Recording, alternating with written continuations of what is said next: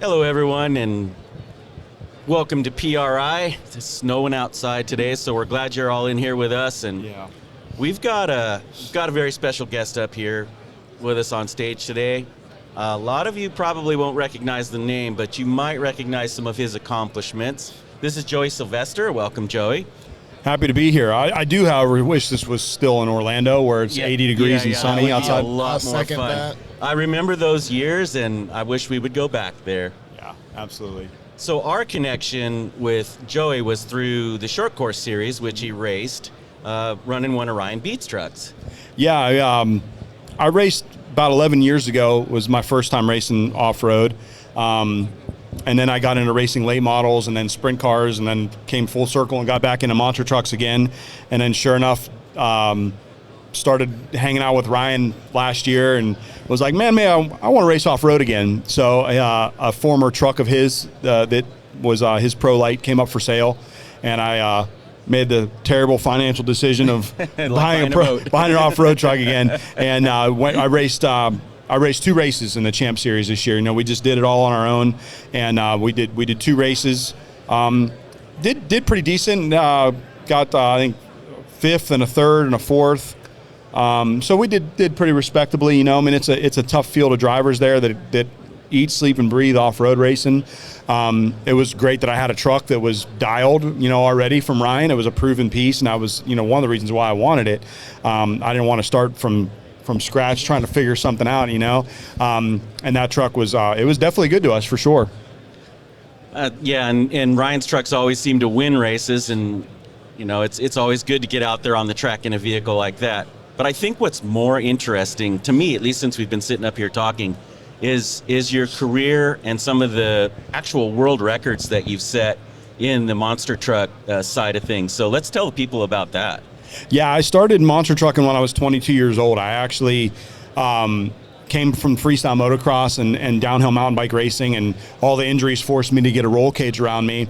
And something about monster trucks and just the performing in front of big crowds. I've been a showman my entire life. Ask yeah, absolutely. I eat, sleep, and breathe to put on a show for people.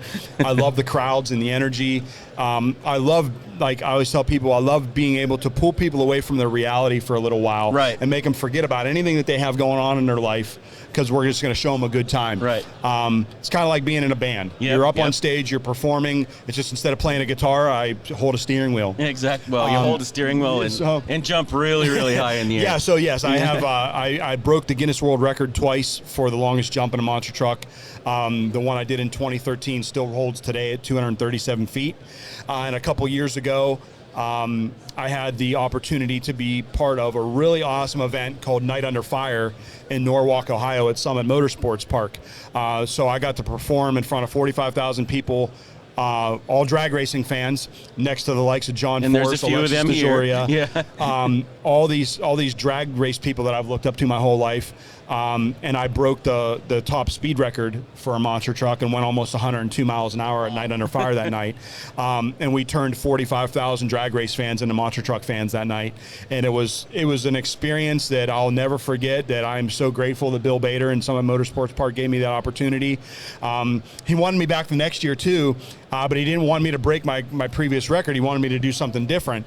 So we changed some stuff around in the truck, and we actually did an 8th mile drag race against a jet dragster. Oh, there you go. I had a little bit of a bump. I had a little bit of a They gave you a little bit of a head start? I think I was almost at the 8th mile when he went by me, and he went by me at like 220 miles an hour. It just was a ball of fire. Yeah, that's really fair. I was just like, whoa.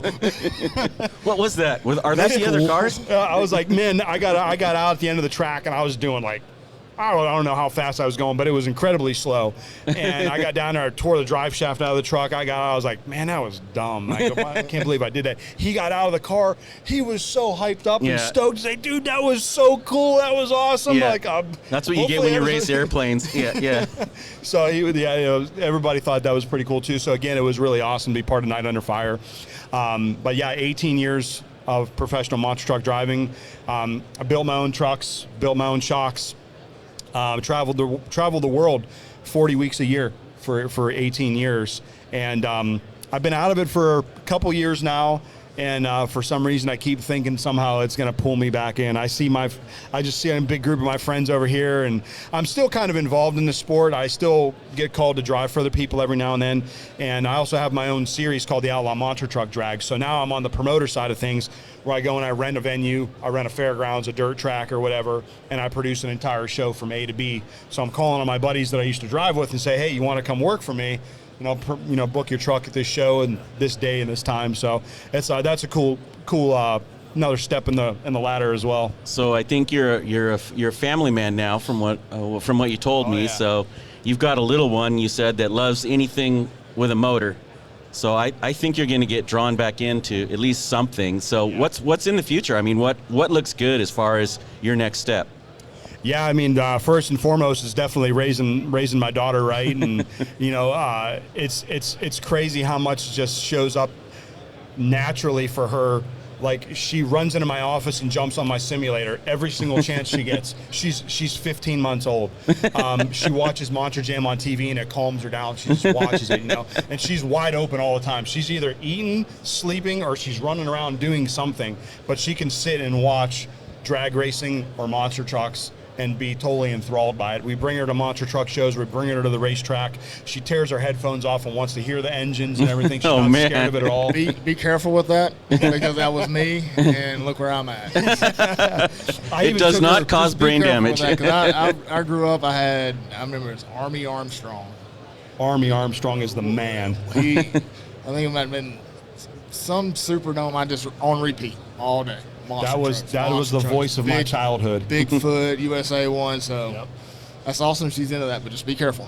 Yeah, I'm excited about it, man. Like I said, I've experienced so much all over the world. I've met so many cool people, built so many awesome relationships. I can't wait to share that with her and just open this entire world of motorsports up to her and say, this world is your oyster. What do you like? Exactly. Maybe Pick she a won't sport. Like anything, but it's not looking like that. Exactly. Like, she'll watch sprint cars. She'll watch funny cars. She'll watch monster trucks. It doesn't matter. She's into it all. So that's first priority. Yeah. But I got to give her something to look up to as well. Right. I don't want her to just look at pictures. Give her a goal. Yeah. Yeah. The history. Like, that was your dad years ago. He was cool and jumped monster trucks. No, I still want to be doing it. You know? So I still race bicycles. I race BMX. I mountain bike. I try to take care of myself physically so that I'm 42 years old and living that life for as long as I have, traveling and monster trucking. It takes its toll on your body for sure. So now I'm just trying to kind of preserve what I have left. Maintain. And see what makes the most sense for me from an opportunity standpoint for myself and my marketing partners for the future of what I'm going to get behind the wheel and drive. It may be drifting. I've got a lot of friends that are in that sport.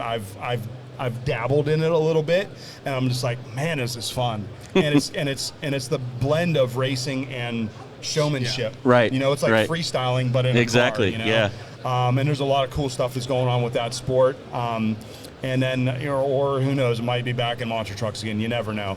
But no, I just look and see from an opportunity standpoint. We've got a dirt late model here. Yeah. We need to get you back track racing still. But those things are so expensive, and I know nothing about setting cheaper one than a up. monster truck, though, isn't it? But I'm getting paid to do the monster truck. That's the difference. Yes. But the late model is such a complicated vehicle to set up. Like the couple years that I did it, I didn't even try to figure it out.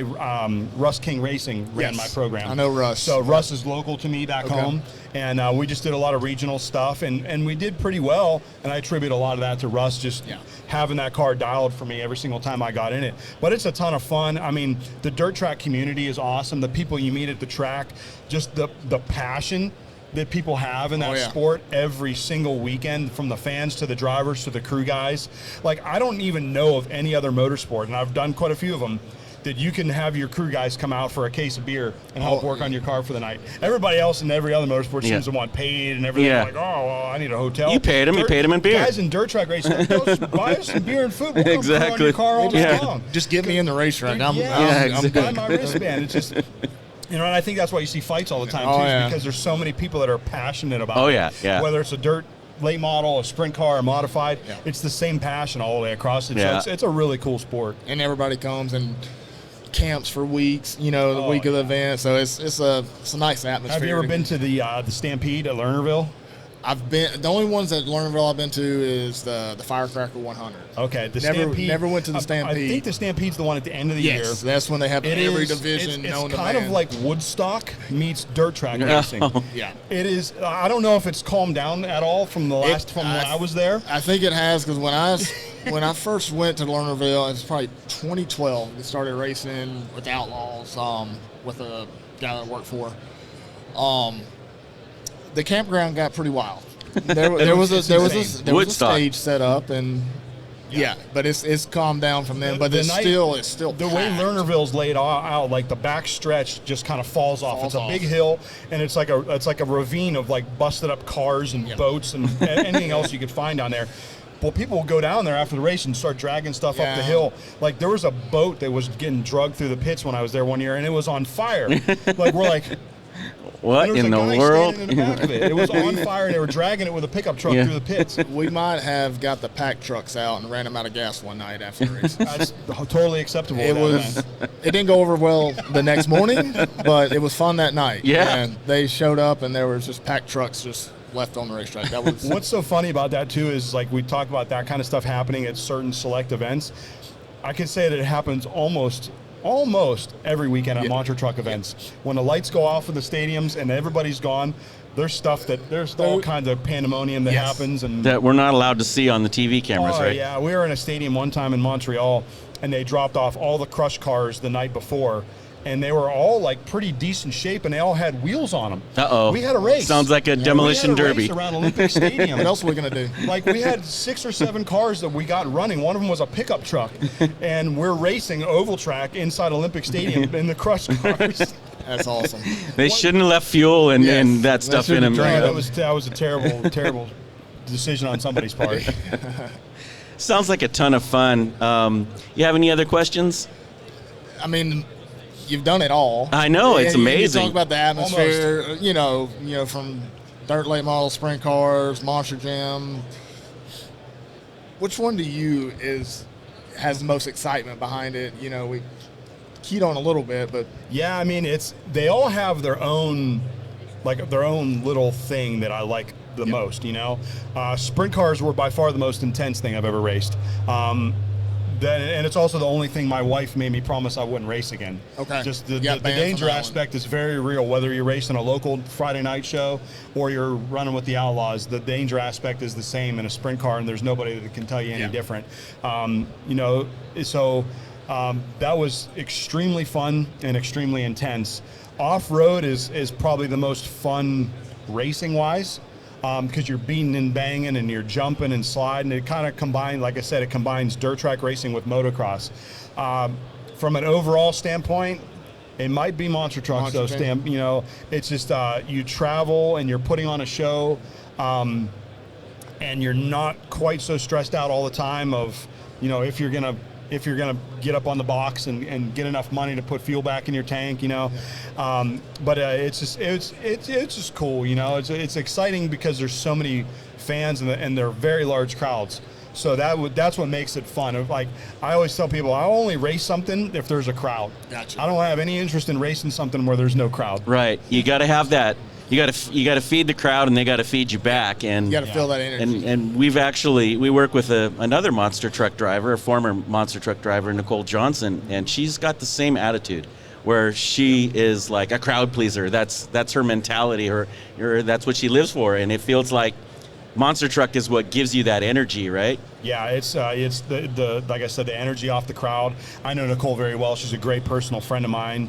We've known each other for an extremely long time, and you think I'm long-winded up here. If you get both of us together, we'll talk for hours. Maybe we'll plan that. Yeah, that would be cool. Yeah. That would be cool. I think she's actually in Asheville this weekend. Oh. Maybe filming for her TV show. Okay. Which have you seen that? Have you seen her show? Detour, yeah, we've actually been on her show a couple times. So yeah, she's got so much cool stuff going on and things she's driving, and she drove a train, but it wasn't an actual train. This guy, the story goes that his daughter wanted to be taken to school in a train, so he took an old Cummins pickup And turned it into a train. Yeah. So he could take his daughter to school in something that looked like a train. And Nicole went and drove it, of course. Well, the motto on that show is "I want to drive everything." So she's getting close to that. I'm trying to get her to come drive a monster truck for the show. She's done that though. But she's done it. Yeah. But her fans on that show haven't seen her do it. Okay. So you still have access to the monster truck? Oh yeah. A good buddy of mine that's right down the road from me still has a couple of trucks that we built. Do you have one with multiple seats? That's the one that we have, actually. Can I get a ride? Absolutely. You guys want to ride? You always want to ride. I want to drive it. Okay, you drive it, and all right. I want to drive. The funny thing, it's so funny when we did that gig out at Speed Vegas with the truck. You know, I'm used to how the trucks work, and they're just violent. You know, they beat the hell out of you. But I did some really mellow jumps that we built. You know, really dialed in the suspension nice and soft so it would land good. Then it come time to make some test hits. So I had the CEO of Speed Vegas and two of the other driving coaches that were there, who happen to also be in the trophy trucks and 6100 trucks and stuff like that. So they thought they knew what was going on. They've been in stuff that have left the ground. Yeah. You know? I take them out for a run. I make a couple hits that I thought were baby hits, you know, like, and they're like, no, get out, I'm done. We can't put customers through that. There's no way. You need landing ramps. Yeah. There's no way we can put customers It's too violent. That was way too violent. I was like, those were not even like the biggest racing hits that I've ever done. Like that was nothing. So we had to build landing ramps and stuff like that, and I had to really tame it down. And it ended up being really great. You know, we took people for rides, and it was a cool experience to be able to take what is second nature to me that I know like the back of my hand and let other people experience it. You know, and there's so many different types of experiences that you can have, from supercars to circle track cars. You know, I mean, there's even drag cars you can get two-seater rides in. Right. But there's no actual monster truck. Right. Until then. And Dennis Anderson has one now too. But people would get out of that thing, and everybody, no matter if they were a race car driver or like a Instagram influencer or something like that, everybody would have their life has changed. They're like, I've never experienced anything like that in my life. And like the two back seats, the engine is right there. Right. There's a firewall and the engine's and right open there. Headers right there. Oh yeah. So you've got 1,500 horsepower. Nobody's experienced a blown up. You're sitting on top of 1,500 horsepower, basically. Yes. Yeah. It was wild. It was wild. So it was a cool experience. But we do still have that truck. Okay. It is all still set up. We get you fitted in you get a fire suit. We got to put a Hans device on you. Yep. And, I'll do it. I mean, I'm already going to have to do that to ride with another guy that we just talked about last night with Cole Mamer in his Pro 4 truck. He's got the two-seater Pro 2. Pro 2, right. excuse me, Yeah, absolutely. So I've been promised I get to drive that. I'm sure that fire suit will pay for itself. He said I could drive. Yeah, he wasn't going to ride with me, but he said I could drive it. So we got to find a passion. I don't like riding with people that it's their first time driving something either. Which I got my fill of that when I was a coach at Speed Vegas. Oh. You're getting in a passenger seat of a car that can do 200 miles an hour with somebody you just met, and you got to try to teach them how to get around a racetrack in 3 laps or less without killing themselves. Figure out where the apex of the corner's at, and learn how to use the gas and brakes. Brake pedal on the passenger side, but that could be dangerous. 90% of the people were scared to death. They'd get in a Ferrari, they'd get in a Lambo or a GT3. And they're like 60 mile an hour, like they've never gone. Like they don't, like you could run a little harder than that. You can push it, and then you get them to push a little bit harder, and you're like, keep your foot in it, Okay, now brake. Yeah. And then they're like, whoa, it scares the hell out of them, you know. Right. And then you get the couple guys that think they're a driver. Right. That's not good. Show good. you a thing or two. Yeah. Those are the scary ones you get in with.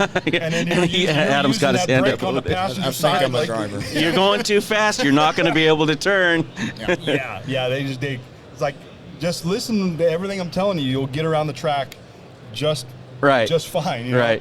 But no, that was a cool experience too. Well, that would be a scary job, actually. I mean, that would be like being at the DMV and giving driver's license tests, except for at 130. Yeah, that's that. I can't think that would be fun at all. So yeah, man, it's. I love being here at PRI. Me and my dad have come to PRI. I've been in motorsports for 20 years, probably almost every year. We've also almost gone to SEMA almost every year. I'm sorry. My monster truck here. I did have my monster truck here on display for Lincoln Electric back in 2010, I think it was. But it was back when it was in Orlando. Right. And I've had my truck at the SEMA show a few times. I had my Pro Light at the SEMA show. And it's just cool, you know. It's something about having a vehicle that's on display for all your peers to see that you built. When we debuted the latest Bad Habit Relapse in 2019, we did it at SEMA, and we put so much extra time into that truck, just like polishing aluminum and, you know, powder coat accent stuff that you wouldn't normally do on a monster truck. Right. But I knew that I was unveiling it at SEMA, so I wanted to really be, you know, worthy of being there. So when you finally get there and your vehicle's there and you're talking to everybody, it's a really cool it's something deal, to you know? look at. Yeah.